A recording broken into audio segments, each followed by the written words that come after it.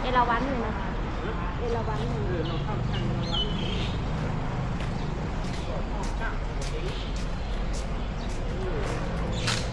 หลัก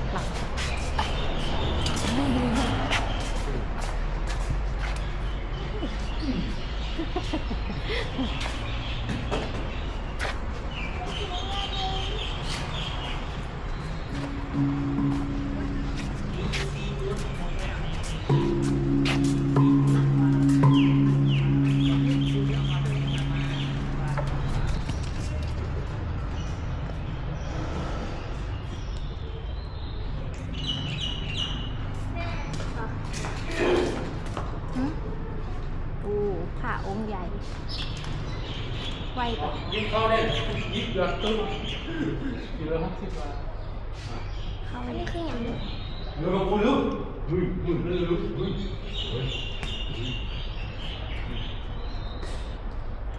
ทางเข้าขนมของเทียน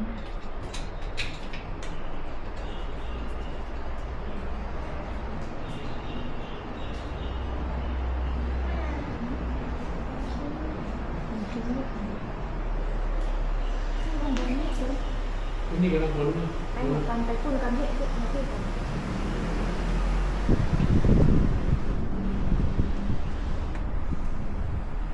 ยาวัชระคิรินาคินมีจืดไปเลย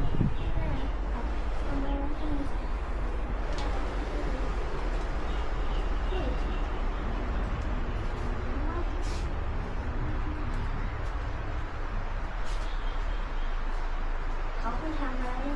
ยำเหลืองยำกันร้าน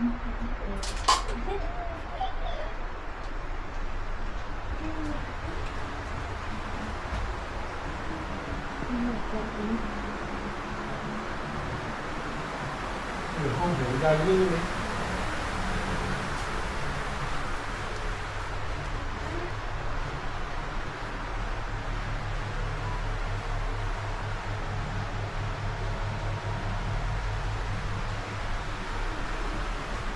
คุณบอกเล่นคุณบอกมาขีดหัวไฟจะไล่ก็ไม่หนึ่งแต่ไม่ใช่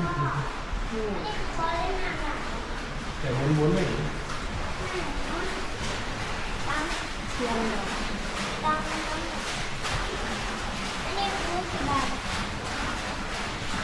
เขาจะยืดอยู่เอาไปดิไปเขาไม่ร้องอีกแต่ถ้าเอาไป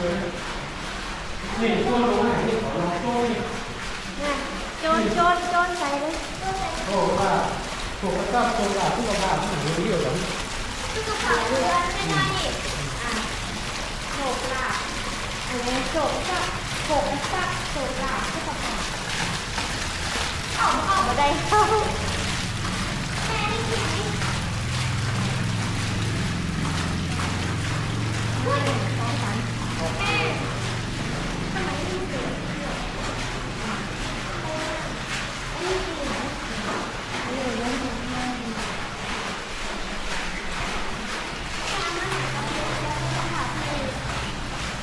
เนี่ยนะของนี้แล้วทุกคำถามผู้ใด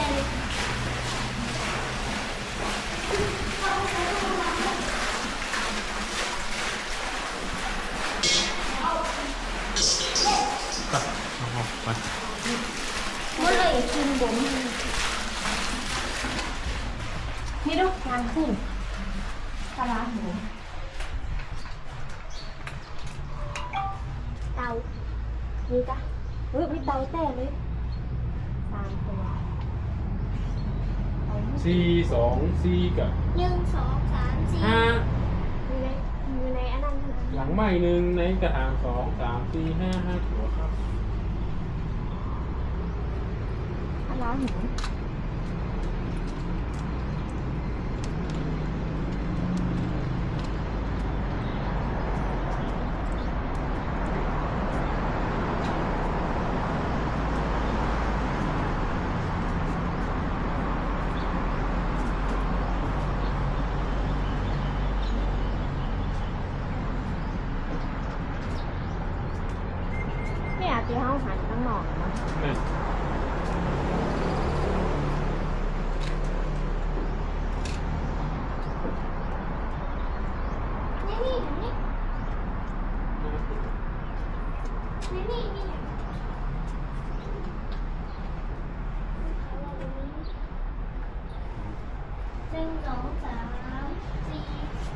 5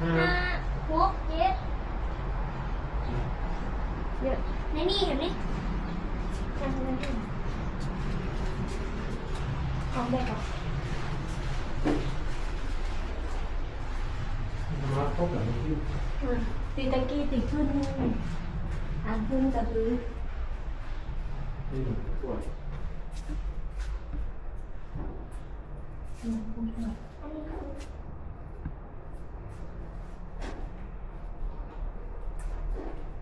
ถ้าไม่ทำตัวหนูเองมันจะไม่ตัด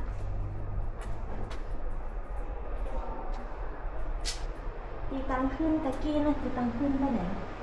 ขึ้นไปเนี่ยข้างล่างหมูไง นั่นนะ อืม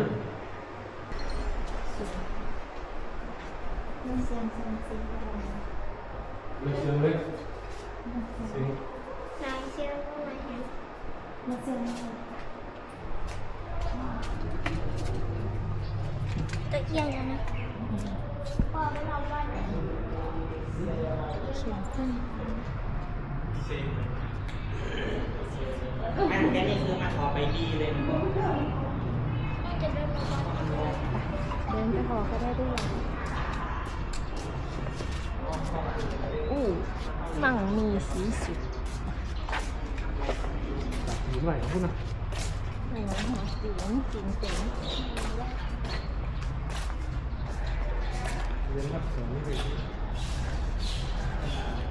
เรียนหรอไม่ฉิง ที่กับทุกผมหวังเลยทุกสิ่ง อันนี้น่าจะเป็นภาษาอะไรนะ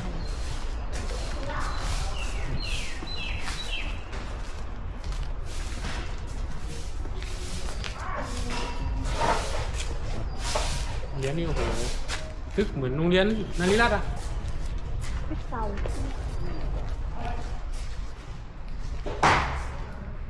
น้องปะไปลองคุณอันนี้คือโรงเรียนเทศบาลนครเรียนเมืองสวรรค์ ต้องไปดูปืนต้องสี่หูกล้ามยาว ครับถ้าเด็กคนเลยที่ใส่แบกชาลงไป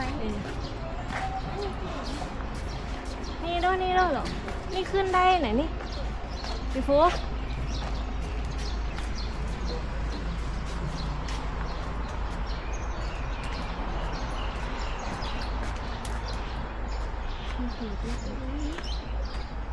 เท่ยังพองมันจะไม่เท่มันจักสวรรค์นาค่ะ ข้างหลังที่เขา